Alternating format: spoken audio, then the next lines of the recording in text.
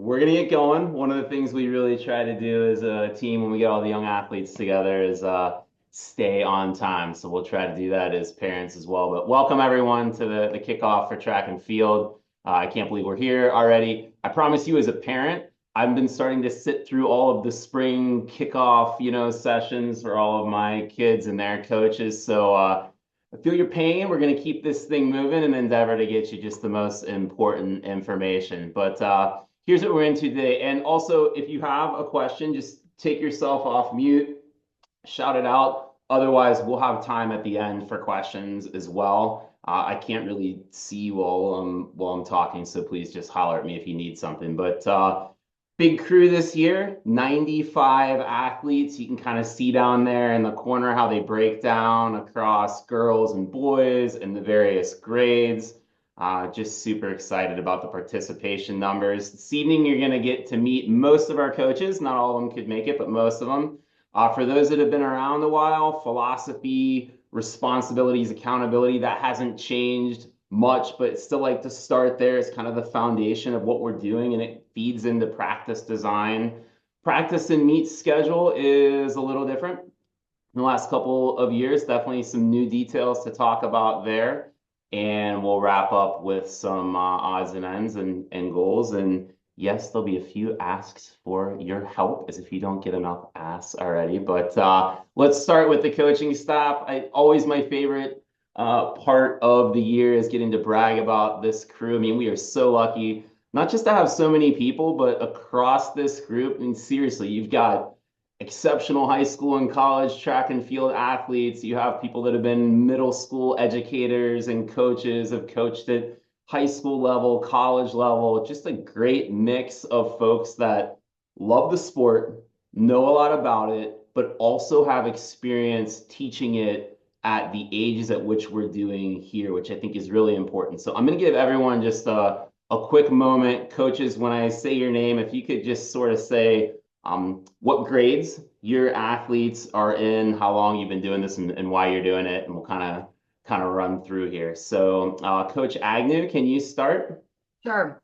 Sorry, I'm sick, so I sound terrible, but my kids are Rowan and Decker, fifth and fourth. So Rowan ran last year. This is my first year coaching track. I did tent duty last year, so I don't know if we've had any volunteers yet for that, but if anybody is interested and has questions, happy to chat about that at any point. Awesome. That's a good foreshadowing. That's coming at the end where I start to beg. Coach Delusine is not here, so we'll go to Coach Gonzalez next. I have a fifth grader, Nick. This is my first year coaching track, but I did coach cross country this year as well, or last year, I should say. I'm very excited about the season. All right, we're going to jump past a couple of other coaches that aren't here this evening and go to Coach Rogoff. Hi, I'm Lisa. I have two kids. I have a third grader, Maddie, who will be observing, and fifth grader, Oliver. This is my first time coaching track, but I did also coach cross country. So really looking forward to it. Thank you. And I don't see Coach Sophia. So, Coach Sophia, if you're on, give me a shout. Otherwise, we're going to go to Coach Pellerite. Hi, everyone. I'm Matt Pellerite. I have two kids on the track team. Lizzie is in seventh grade and Patrick is in fifth. They've had a blast with this amazing group of coaches, and I'm really excited for the season. Met many of your kids in cross country earlier in the fall. It's also nice that we have a doctor on staff, I have to say. That makes me feel good. Coach Rutledge, you're next. Coach Rutledge. I have a seventh grader, Luke, on the team. I did have an eighth grader who graduated last year who was also on the team, but I'm a field coach. I guess I can say that every year our team's grown a little bit, which is nice, and every year we do just a little bit better. So I'm excited to see what we do this year. Awesome. Thanks, John. Coach Kustak. Hi, Coach Kusak. I think I know most of you. If I don't know you, I have Wells in fourth grade. And then I have Hayes in fifth grade and Catherine Orin in sixth grade, and I coach cross country as well. So excited to be back for another good year at track. And I'm Coach Robertson. I'm Nick. I've got one on the team, one left on the team. Nikki, he's a seventh grader, but I've had three other ones go through the program. This will be my fourth season as the head coach of the track and field team. And track and field was something we started at St. A's when my oldest was a fourth grader, and we went to the ice cream social. We moved from out of town. And one of the first people that came up to us was Allison Quackenbush, or you might know her. She's the library lady now. She was the track and field coach at the time and walked right up to Towns, and he loved to run, and she started talking to him, and he joined the team, and it was such an awesome experience. And so when Allison decided she wasn't going to coach anymore, I just sort of dove into the void because I thought it was so awesome for so many reasons that we'll talk about later. But thank you so much again for joining us. Thank you for signing up your athletes and for spending the season with us. So again, the philosophy, I think it's important because it does feed into how we design practices and how we show up as a staff at practice. But I'm going to go through it quickly. You know, first and foremost, we want the athletes to love what they're doing. Some people could look at, hey, you're running around a track. I mean, how is that possibly enjoyable? But, nothing excites us more than when we hear midway through the season from one of you, hey, my athlete got up this morning and went for a run on her own, or she was giving me pointers on form or whatever it is, or can't wait till the next season. So, in order to do that, there's a bunch of things we do, from keeping practice moving, keeping it interesting, making sure we're coaching to their level, pushing them to try new things, right? They're not going to specialize early, and pushing them outside of their comfort zone so they can have that moment where they did something that was scary and realize they could overcome that thing and have a sense of pride with it. So we really want them to love what they're doing. We want them to stick with the program the entire time they're at St. A's. Love one another. Look, this is like brotherly or sisterly love at times, right? Doesn't mean that we have to like everyone. There's 95 athletes on the team. We know that everyone doesn't get along, but we do expect everyone to be very supportive of each other. There is no place for cliques. There's no place for teasing. The type of support that we give one another, everybody's trying to do hard things here, and this is really important. Do we always fire at 100%? We do not. But when we've had situations, been really happy with how the athletes, the parents have responded, and this is going to be a big part of what we do. One of the things that is most important to me is that when we go to these meets and you've got a ton of schools with big numbers, I want other schools to look at St. A's and how we conduct ourselves and say, gosh, that's what we want to be like, right? And part of that is really getting the athletes to work together and support one another.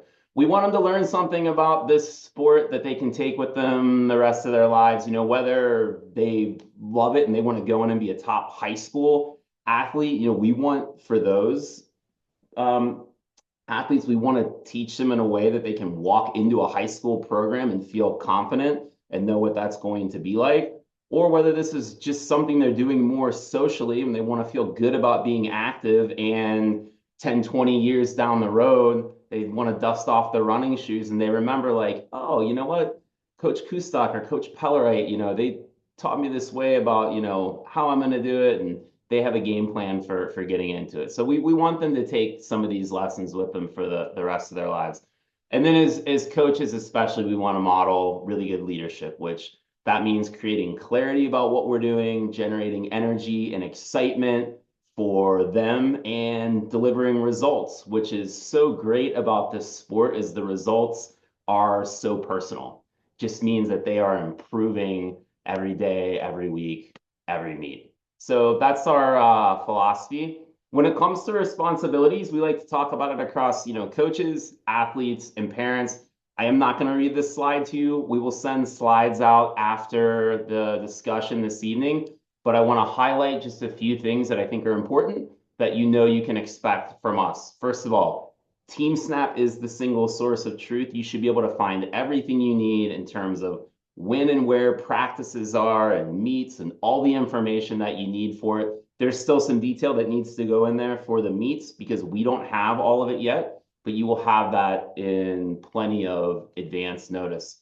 Also, this time of year, weather can be really challenging. We will let you know an hour before practice if we have to move it somewhere else or if we have to cancel. There are usually a couple practices in the spring season we end up having to cancel. Hopefully, we just have all days like today. That would be wonderful.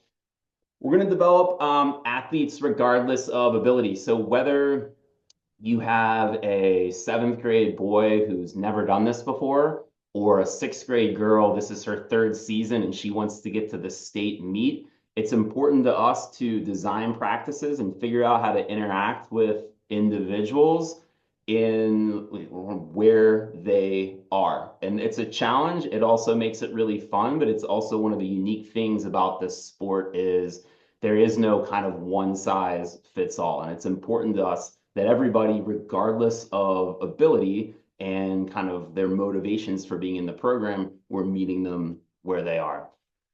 Finally, safe and fun. Many days we are moving 70 plus young people from St. A's down Lincoln Avenue to Leahy Park. And first and foremost, we want to make sure we do that in a way that keeps everybody safe and healthy, etc. Number one responsibility. In terms of you as parents, Team Snap, once again, commit to it. That's how we're going to communicate all the details. That's how we're going to, get a message out if it's an hour before practice time and we have to cancel.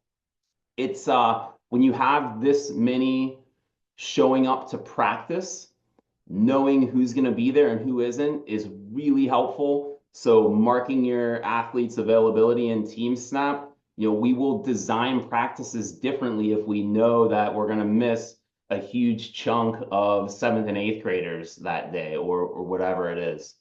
We'll talk a little bit more about this later, but submitting your athletes' event preferences. Every meet we go to has a slate of events we can pick from and a certain number of entries that we can put into those events. A number of different things go into how we set the lineup. One of the big ones is your athlete's preference, right? So we'll send out a Google Sheet, usually a couple days before or a week before the meet. We'll ask you to talk to them and give us their stacked ranked preferences, the top 3 or 4 things they want to do. This is not them signing up, right? This is input from them that we have to take and balance against all the entries we have and what we've done for other athletes in earlier meets. But getting in those preferences on time, really important that you work with your athletes on that. And then finally, making sure they're healthy and ready to go for practice. And if you have any questions about that, they come home with a nagging pain or something, and you don't know if they're really hurt or if we just ran 200s at the park and they're worn out and they don't want to go, text or call one of us. We'll talk about it. We've got some questions we can ask and kind of get to it. But like I said, when we're moving that many athletes and we don't have a track, we don't have a facility, we're moving around to the park, etc. When someone shows up at practice and says, "Oh, coach, my knee hurts, I can't really run," it takes one of the few coaches we have offline and we've got to get them to the office or, so making sure that they're healthy and ready to go. If they show up, we expect they can fully participate in practice. And finally, for the athletes, we expect them to be quiet and attentive when we're teaching a drill and be paying attention to our coaches. We expect that they're going to go hard and challenge themselves. And we expect that they show up to practice on time, dressed appropriately for the weather with a full water bottle. And then finally, we talked about loving our teammates and treating everyone with compassion and respect. And that includes the grounds, whether that's Leahy or whether that's one of the schools we go to that has a meet. So these are the core expectations that we have of your athletes. We'll be talking to them about that tomorrow and throughout the season. We've got this 3-strike system for accountability. So if we have someone that's being disruptive in practice, coach will bring that athlete to me. She and I will have a conversation. If it happens again, she and I and you will have the conversation. If it happens a third time, We're going to ask her to sit out for a certain number of practices or meets. We just have so many on this team that we can't have athletes that are being disruptive or taking away from everybody else's experience. So that's on responsibilities. So let's talk practice schedule. Practice starts tomorrow, 5th through 8th grade. After I talk about this, I'm going to talk about 4th grade. But from now until when spring break starts, will be Tuesday and Wednesday after school. And the next 2 Sundays will be at the track at Loyola. I know that Sunday, the 23rd, many of you will probably be out with spring break plans. It's totally fine. I'll be at the track. A few coaches will be at the track. If you're around and your athlete can make it, awesome, but do not feel obligated. Certainly do not change any spring break plans for it. I think I've mentioned most of these things about how practice works. Once we come out of spring break, we'll transition to our normal schedule of Tuesday and Wednesday after practice, Friday before practice. I sent a note to Miss Foyle and Mr. Banky. I sent the roster to them. All of your students' teachers should know if they're in the track and field program. They will get instructions tomorrow about where they can go to change. They get dismissed from class, they go change, and then they can bring all their gear out to Lindley Field, and we leave it on the picnic tables there. It's what we've done for the last 4 years. It's worked really well, except for that I usually have to send Coach Sophia into the girls' locker room to grab our stragglers out. But other than that, that's kind of how that works. If you have any questions, let me know at the end.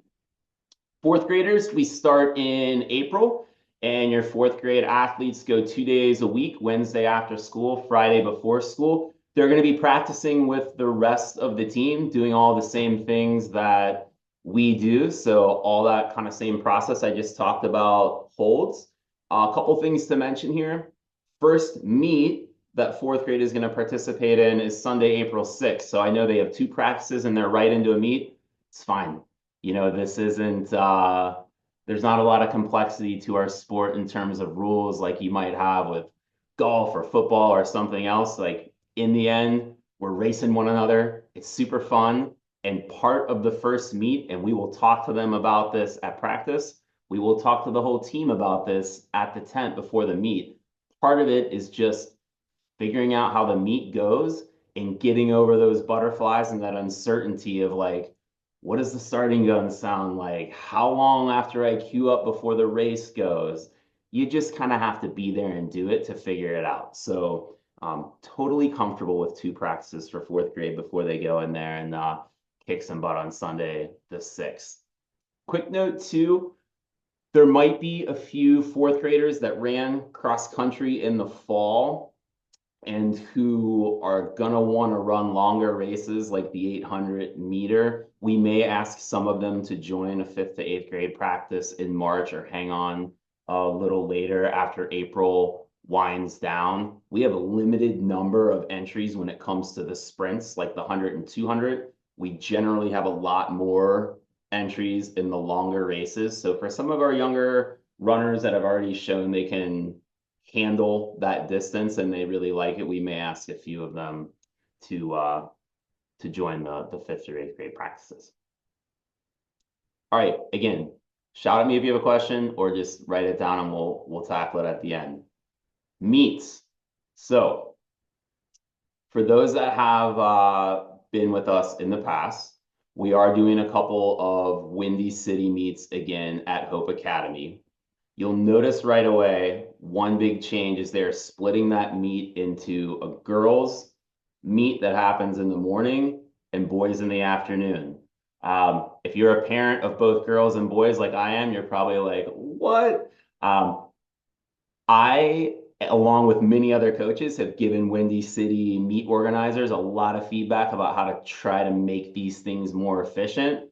Some of the changes I think are good. So as an example, for those that have struggled through the long jump pit, we're moving back to cafeteria style where an athlete can go and jump whenever they have time.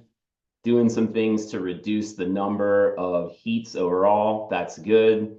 This is a change they've made. Don't know how it's gonna work out exactly, but it is only 2 meets that are gonna be like this. The rest of the meets we do boys and girls are kind of integrated together throughout the entire meet. One of the cool things about the fourth grade season, you'll notice fourth grade parents, those 3 meets on the 6th, the 13th, and the 27th, and what the 27th happening at Loyola, a fourth grade division in every one of those meets. So your athletes are going to compete against the exact same age level, a lot of other kids that have never done this before. So that kind of lines up really nicely. After we get out of April, most of the meets don't have a dedicated fourth grade division. And sometimes when you see those fourth graders line up against a sixth grader, it's just not quite as fun for them. So we have 2 at Windy City, then we'll do the meet at Loyola. That one was awesome last year, really efficient, close to home, the great staff. It's really cool. A lot of the track and field athletes at Loyola work the event, so the level of service and expertise there is pretty high. We'll do the meet, the Friday evening meet at ETHS. One difference with this meet, for those that have done it before, it's always a beautiful evening and it runs really quickly, but usually it's the night before our sectionals. So we've got a lot of athletes that can't do it because they're competing in sectionals the next day, and we don't have a chance really to compete as well as we like, because the divisions in this meet are 6th grade, 7th grade, 8th grade, because this is mostly the middle schools in town.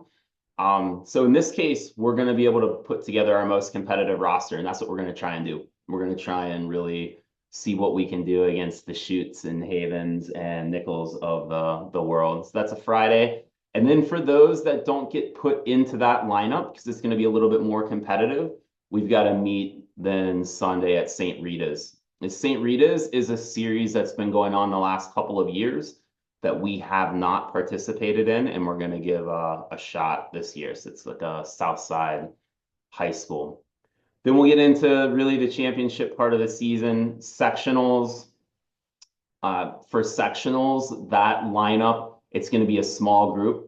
We just take the athletes that we think have potential for qualifying for state, so pretty small number, and then those that qualify go to state in Peoria. And then CYOs, that's the meet that a lot of them mark on their calendar every year. This is the meet that if we win it, we get to put a number on the banner in the gym. One wrinkle you'll notice this year is that CYOs is the same weekend as state. It could potentially be the same day. They haven't figured out whether it's going to be Saturday the 17th or Sunday the 18th. As coaching staff, we're committed to making both of these things happen. Just don't know exactly how we're going to do it just yet. So it's a lot, and I realize for some of you, way too much information, for some of you, not nearly enough. So I'm going to keep it at this level. And again, you can kind of ask questions as we get towards the end. Just a few more things to cover here. With respect to the meets, a lot more details coming in Team Snap as we get closer. Our calendar is not necessarily set in stone. We have to sign up for all of these meets, so it's possible we may add or change one, try to give you as much advance notice as possible. Some of you may have participated in the meets at the Wilson track in the city last year in May. We expect that series is going to happen again, so you may see some meets pop up later in the season. I know Coach Kustok took a number of athletes down to those. We had a good time. Generally speaking, we ask athletes to show up an hour before the meet starts. You can leave as soon as their events are over. And, you know, we do our best job to get them into the events they want to do, balancing that with giving all the athletes opportunities, like being very specific. Most of them want to run the 100. We only get 5 entries in the 100, so we can't put the same person in the 100 week over week. And also, again, we like to push them. This is a late specialization sport. Some people don't even decide what their event is until they're in college, or they even change beyond that. So, you know, really don't like the idea of anyone locking in at 10 or 11 years old and saying, I'm a sprinter, or I'm a distance runner, or I don't jump, or I only throw. Like, really? Do you? Have you tried it? We've had some that have done things and they discover like, oh my gosh, I'm pretty good at hurdles, or I'm pretty good at the high jump. So, you know, we like to push them and have them try a bunch of different things. As an example of what you might see at a meet, again, every meet is different in terms of what they put together, events that happen, events per age group. This is just an example of what a typical one might look like. As a fourth grader, more limited, you've got the 100, 200, 400, 800, and then usually long jump and the Nerf turbo javelin. You'll see for our fifth to eighth graders, we additionally have the hurdles, the mile, a set of relays, and then you've got the high jump, which our athletes have really loved. And new this year is the discus. And one of our coaches, John Martin, has experience with that. So for athletes that want to try it, we're going to give them a shot at discus. But a lot of really awesome events. Generally speaking, within those events, heats go youngest to oldest, girls first, and then boys. Generally speaking, there's a fourth grade division, fifth through seventh and eighth. But again, every meet can be a little different. We'll get you all that information in advance of the meet. A few odds and ends here. We'll start with the shoe question. Does your athlete need spikes? They do not. My oldest did track and field his entire time at St. A's. He was a really good runner. He never had spikes. We've had a lot that do it and they just fine. Not necessary. Also, not a decision that has to be made right away. If you're unsure if your athlete's going to take to this or not, and then all of a sudden you get into late April and find out they're a stud in some event and want to be more competitive and think spikes are going to be a difference, and you talk to Coach Kustok and she agrees, you can pick them up then. It's not something that you need to do now. Dick Pond's store in Park Ridge, they've got a ton of youth spikes. So I would say nothing that you need to worry about just now, unless you're already worrying about it because your athlete's been doing this for a number of years and they already use spikes.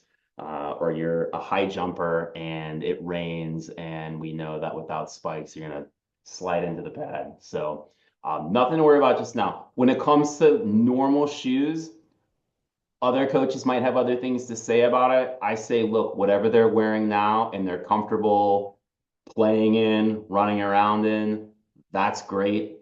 If you have to buy them new shoes anyway, we like something kind of minimal, whether it's like a Nike Free or a Pegasus. The less shoe, the better. I mean, really, we're trying to teach them the proper biomechanics of running and jumping. And the more unnatural a shoe puts their position in, whether it's a high heel or I know the trend in running shoes now is like the big fat Hoka heel. I mean, you think about we're trying to teach them the right mechanics. If you then take their foot, 6, 8 inches off the ground, it makes it even harder to do that. So I'd say as little shoe as you can get away with, the better. Pegasus, Freeze. We might have some other recommendations along those lines. That's it on shoes.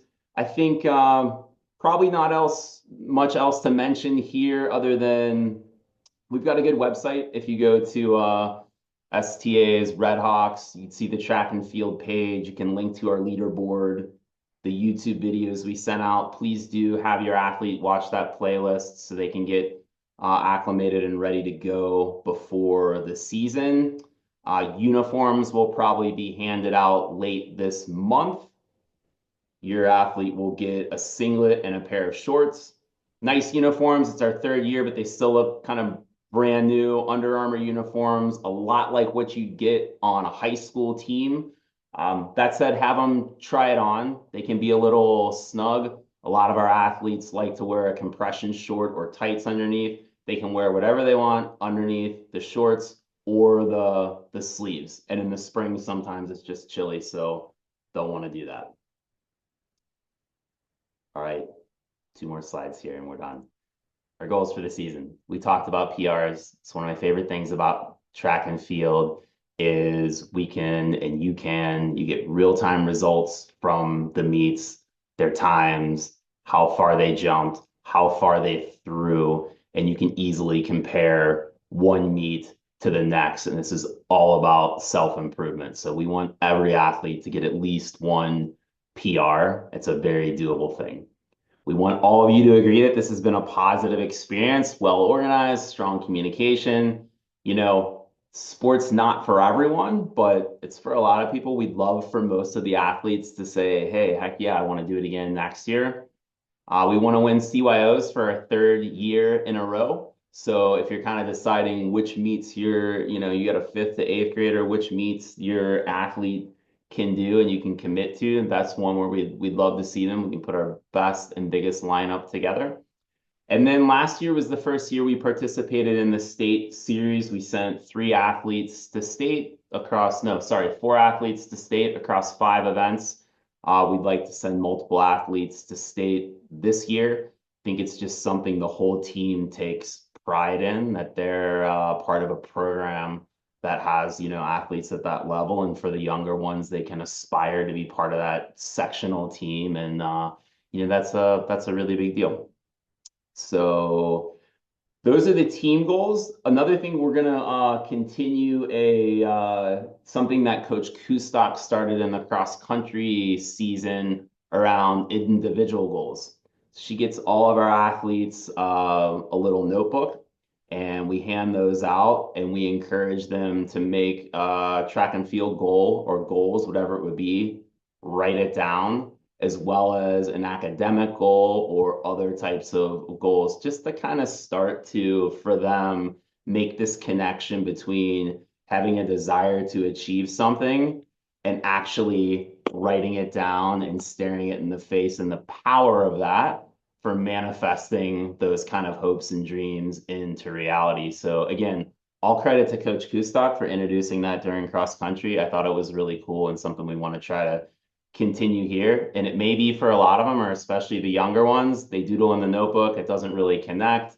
They hold on to these things, and maybe as they get older, like, they start to do more and more. Although I will say we had some third and fourth graders on cross country that really nailed it. So I don't think it's age specific necessarily, but we're gonna encourage them to set their own personal goals for the season in track and in life. Okay, last thing. This is just our ask for help. You are already so helpful in getting your athletes to all these practices. Again, I think I did 2 or 3, drop-offs and pickups today, taking my own kids to practices. So we appreciate everything you do. And track is a sport that relies heavily on parent volunteers. So number one, tent manager. Last 3 years we've had, like Megan Agnew said, she was our tent manager last year. It was awesome. We had a dad do it the 2 years before that. But that tent is our home at these meets. The weather's not always great. We spend, half a day or more at the track, and this is the place where the athletes and parents congregate. We have snacks, hang out, but someone that keeps that tent meets us at the meet early, gets it set up, takes it home. So if that's something that you would be willing to do, please let me know. I'm probably going to hunt down some of you one-to-one anyway and ask. Event volunteers, all of these meets run on volunteer power, and there are some of you that have been so awesome over the last couple of years, always helping to measure javelin or measure the long jump pits or whatever it is. But for each meet, we'll be asking for a couple of volunteers, and it's just kind of the way the sport works. There's so much going on. Nobody that's doing these things is getting paid, and we just need folks to kind of step in and record results and help out. We will send out a sign up genius before any meet that has kind of a list of healthy snacks we'd like to keep in the tent for the athletes so they can stay fueled. So keep your eyes peeled for that. Everybody's been super awesome about this in the past. We're usually overflowing with bananas and granola bars and clementines and all that good stuff. Photos and videos are awesome. There are so many great picture opportunities in this sport. So anything you have is great. If you want to take a video of your athlete and share it with a coach, it can be a very helpful training tool for us. So all the photos and videos are awesome. And then when I say if you see something, say something, again, a lot of students down there in the tent. As coaches at these meets, we are running around like chickens with our heads cut off, just making sure that the athletes in the current event that are going on are all there. and then we're trying to give them some coaching and advice that they can do as well as they can. We don't see everything that goes on at the tent or outside of the tent. But I think all of us as a community of parents at St. A's knows what our expectations are. So please, if you see something going on that shouldn't be, feel free to respectfully correct an athlete or certainly, tell one of us coaches about it. Although we can't always do something in the moment, but let's just collectively as a group, we have these aspirations to have this great program and let's make sure we're holding everyone to it. So, I know it's a lot, and I know these days at the track are a lot and they're a lot to ask, but you know, there are very few sports where multiple parents at an event can be moved to inspirational tears because of what they see their kids accomplishing. And this is one of those sports. And so I think the extra time, it's worth it for those moments. Those moments don't happen at a soccer game, they don't happen at the softball field, but they happen in track. And it's also a really special thing that we can have fourth through eighth grade girls and boys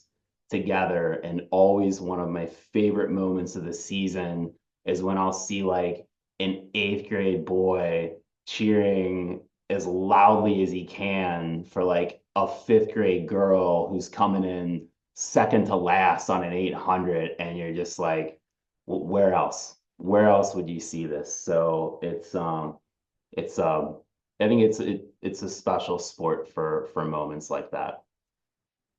So that is all we have.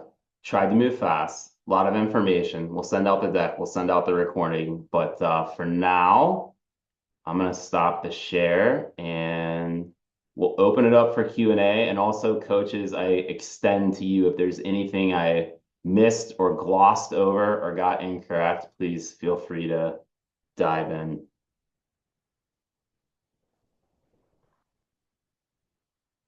What questions do you have?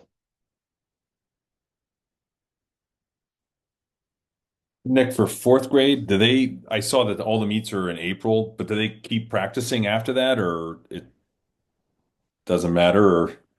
No, they won't. After that last meet, that'll be the end of the fourth grade season. Okay, gotcha. Yeah. Yeah. Yeah, we had them practice after that, Adam, last year, and it just, I think, wasn't a great experience for them because they weren't working towards anything. Yeah. And then we'd be Okay. talking to all the other athletes about getting ready for CYOs or something, and it'd be like, oh, but not Yeah. you. So it's I'm excited about giving them this kind of more compact season and these Yeah. 3 meets with fourth grade divisions. I think it's good. Thanks. You're welcome. What other questions are there? No questions about shoes? There's always a shoes question. I can give you an ad on shoes, a personal pet peeve that, and it always helps if parents are giving the same message, realizing not everyone here comes from a track background. But if you do elect to go the spike route, and again, not a necessity, maybe an older athlete or upperclassman decision, these are long meets. They should not come to a meet and stay in those spikes all day. I know we have a lot of heel pain, Sever's disease, like even knee pain. And then I see a kid, in a spike that is specifically, meant to be light and have no support, and they're in it for 8 hours. So they're wearing like a train, and those are never coming to practice. They're wearing a training shoe, and then sometimes even bringing the spike to the infield and changing into it right before, and then getting back in a shoe with more support to try and limit any kind of overuse injuries or feet injuries from just not having any support. Thanks, Nicole. That does actually two quick things on the injury front. If you are, once again, if athletes complaining of pain, please reach out to me or one of the coaches and we can talk through it. It's always a personal situation, but in general, there are a few questions that I think are good that you can ask them to figure out whether they need to shut it down and rest or whether they can keep going. If the pain is a sharp shooting pain, if it changes how they run, or if it gets worse than they run, usually I would say, okay, take a rest day. If none of those things are true, if it's kind of doesn't get any worse, doesn't change the way they run, isn't sharp shooting, then it's usually something we can work through. So that's just one thing to keep in mind. Another, we'll do some of this at practice. We also have some videos on our YouTube channel that we can share, but a lot of these things like knee pain, like Coach mentioned, or heel pain, with a certain amount of just stretching and using the foam roller, a lot of it's tightness somewhere else. If we can just get them doing that 3, 4 days in a row, it can be really helpful. So again, reach out to us. We've got a lot of experience across all the coaches and working through that. My own athlete, Nikki, has all kinds of that stuff. We're always like with the lacrosse ball, the foam roller, like it's a constant with him.